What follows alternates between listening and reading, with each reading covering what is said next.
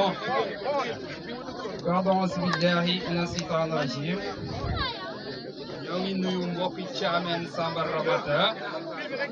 ci nuyu bi nga xam ne moom ñu lislaam tànnal te am naa yaakaar ndajeem ay jullitu neen la wala ñoo fi ëpp muy asalaamu aleykum wa rahmatullah wa barakaatu. tout d'abord damay présenté wu parce que suuf si ma taxaw di wax du ma fi jàmbur ñu ngi may wax Cheikh Diack doomu borom dëkku Njaageen Peeba Diack ak Awa Sen dëkk bii di seeni dëkkandoor di Kër Madické samay papa ñoo fi nekk samay mag ñoo fi nekk Aram Ñas mi jur sama papa fii la jógee dem sëy Njaageen Kër Madické gii sama mag Ayda Caam moo ngi doon sëy fii ci Sagar Caam wéradik yaram moo ko fi jëlee yóbbu ko Njaageen kon su ma ñëwee Thiamène Samba Ramata war naa fi ñëw ma jàll foofu nuyu d'abord sama collègue yi toog c'est un enseignant en service à l'IEF Kaolack département plus précisément à l'école élémentaire de Ndindor chers collègues maa ngi leen di nuyu di leen jox seen wàccuwaay di leen féliciter ci acte bu rafet bii ngeen def parce que mënoon ngeen wax ne ñun bon jàng rek mooy suñu affaire après li jeunesse bi di def suñu yoon nekku ci mais vraiment jël ngeen seen temps bokk ak ñoom ma jógee koo fa nuyu APE jógee koo fa nuyu le président des jeunes et le président de l'ASC ma def benn brève présentation ci kii di monsieur Ibrahima Ndiaye ak lan moo tax ma ànd ak moom c'est un jeune bu am engagement toog fa mu dëkk ca Koutiéy gis benn waay boo xam ne moo ngi fi ñu jox ko suñu bokk moomeef muy suñu commune mu ciy doxalee doxalin boo xamante ne nii gis nañ ci lu ñu neexul mu ne pourquoi pas man ma jóg xeex lu ni mel parce que li ma gëm mooy bu ma toogee di seetaan muy continuer ci façon bii man damay nekk un complice mu engagé wu ci xeex boobu di dox ba ñëw sama dëkk expliquer ma lu ni mel ma ne ko danga ma fekk ci terrain boobu pour preuve créé naa fi mouvement boo xam ne c'est pour combattre l'injustice municipale combat boobu ñëw naa ci ba Thiamène Samba Ramata gi sama moto ànd fekk sama beneen dëkkandoo ñu ñëw si yàlla na ko yàlla yërëm sunu papa Sagar Ñas comme Sagar la nes fu nu mu tuddati la mu am soxna Njaageen mu génn àdduna daaw Moustapha Ñas ñu waxtaan seeg moom mu am jeune bu ñu booleen ñu waxtaan si mais yàlla mi dara tawul dogal boobu dañoo sori woon ñun ñu affecté woon fële ca Medina Yoro Fula ci Casamance bi ñu delloo xaw fee gëj mouvement boobu sooxee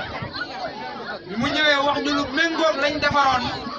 ñu ne ko ñun pare nañ pour ànd ak yow ci boobu xeex loolu moo waral suñu lëkkaloog moom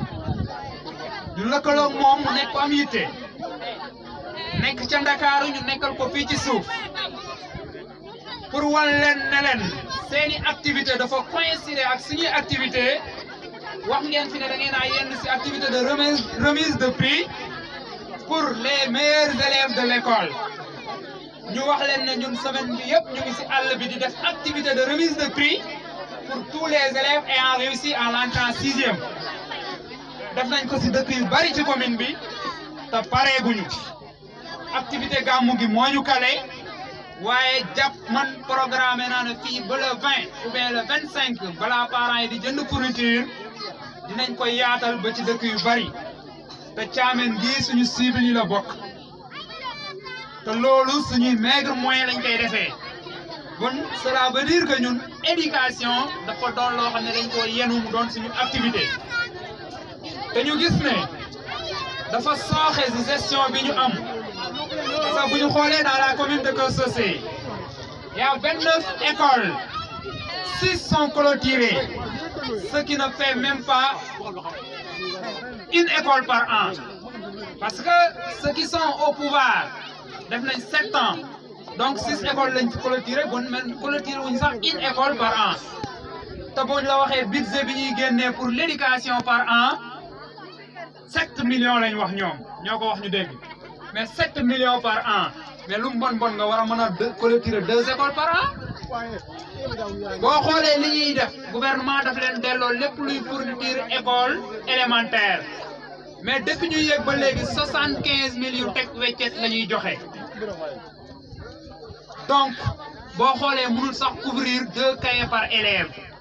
day dem ba les directeurs d'école bu ñëwee duñ ko mën a séddale dañ koy téye bu ko defee yenn parents yi xamul ne maire jox na leen ay cahiers ñu koy jaay alors dañ leen jox lu matul mënuñ ko séddale bàyyi ñii te cahiers yooyu ñuy joxe lu néew dañ ko waroon di joxe plus tard fin septembre mais ba tey fii may wax ak yow amul benn directeur bu xam ñaata nga war a am te école ubbi na te Macky Sall lu mu wax ubbi tey jàng tey te ñoom ñoo war a accompagner école yi pour ubbi tey jàng tey parce que xam nañ ne waajur bu ne si mbayam la yaakaar pour assurer les fournitures de ses enfants te heure bii kenn récolté wul. bon loolu faay la beneen faay le sport dans la commune de Keur Socé depuis 2014 ça n'existe plus chaque année ñun dañ doon football coupe du maire Keur Socé te booba c'était un vieux mënoon na wax ne sport du sama mbir mais un jeune Fallou ñëw rey loolu ba mu dee pourquoi la jeunesse ose rester bouche bée du yoon jeunesse bu ko def yow tu es responsable tu es complice moo tax ñu ne ñun dañoo war a jóg parce que buñ jógul dafay am lu ñu war te duñ ko def loolu moo tax Ibrahima Ndiaye bi mu ñëwee woo ñu si combat bi ñu ne ko duñ ci des parce que ku ñu woo ci lu ñu war a def ñu fekk la ca surtout nag li nga xam ne fekk nga ñu koy def nga ne ñu nañ si ànd di koy def dañuy dem ba jeex bi loolu amee ñu ñëw ci mouvement bi mu am simplicité bu nekk ci moom mu nekk nit ku humble am reconnaissance xam ne ñun suñu compétence lii la mu delloo ñu ko ba mu jeex ne ñu tout ce qui est administratif dans le mouvement mu ngi seen loxo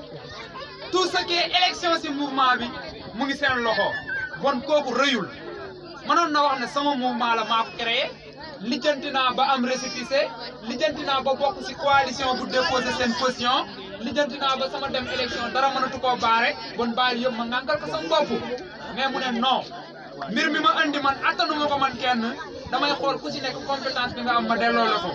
loolu moo waral mu delloo ñu compétence boobu ñu bëgg leen a wax foofu ne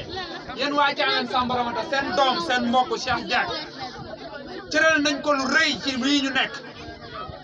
képp koo xamante ne nii amoon nga engagement pour ànd ak Ibrahima Ndiaye loolu war na mën a nekk beneen motivation pour nga gën a mën a ànd ak moom te ma wax leen ne yéen jeunesse bii fas yéene wu engagé wu ànd ak Ibrahima Ndiaye na ngeen ñëw ci lëngoo bi bu leen ñëw ci topp ñun woowuñu kenn kaay topp dañuy woote kaa leen ñu lëngoo ki nga lëngoo nag ànd ak moom di dem lum xool nga xool ko lum laal nga laal ko fu mu teg tànkam nga teg ko tànkam c'est ça ñun notre devise c'est ça notre philosophie je dis très souvent si samay rencontre man je ne suis pas politicien je suis un révolutionnaire bañkat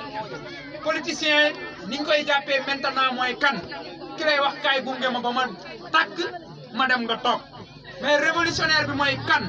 ki ñëw si bërëb bi gis fi loo xam ne baaxul mu ngi lor askan wi mu ne man dinaa jóg dindee ko fi su may dee ak su may dund su may man ak su may tële te duma ci xaar kenn c'est ça la révolution ñun loolu la ñuy dund may ñëw nag waa Thiamène ñu ngi leen di jógee na Malick rek moo dee seen xol yi mais wallahi c'est un trompeur wallahi c'est un trompeur en ce qui concerne l'électrification rurale il n'en est rien du ci tous ah oui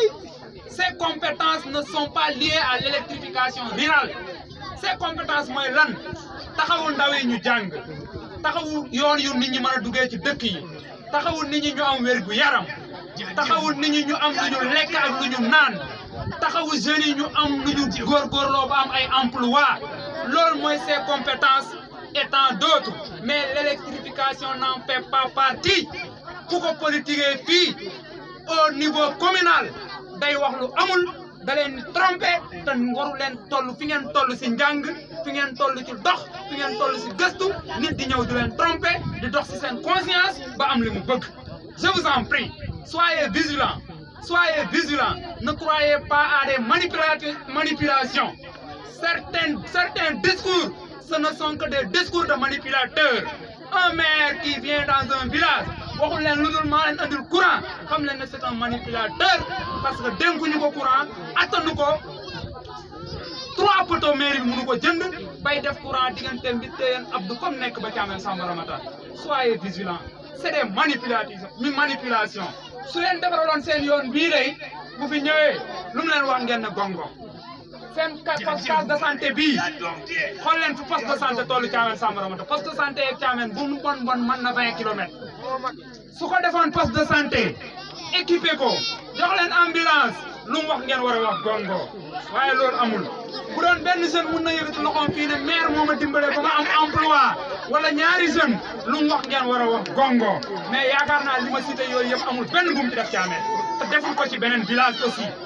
bon donc soyez vigilants bu leen déglu yenn discours manipulateurs yi bu leen déglu yenn manipulation yi parce que bu ngeen ko dégloo ba mu jàll yéen vous allez rendre votre conscience nulle bu ngeen ko dégloo ba mu jàll vous allez rendre votre niveau intellectuel tellement nul bon donc loolu laa bëggoon ak sama discours di leen wax ne Ibrahima Ndiaye mii jóg na pour gunge jeunesse bi si xeex li ñu moom jóg na pour gunge jeunesse bi ñu jëlal mairie bi seen bopp teg ko ci ay loxoy xale liggéey ko ni ñu ko war a liggéeyee loolu nag fexe leen ngeen bokk ci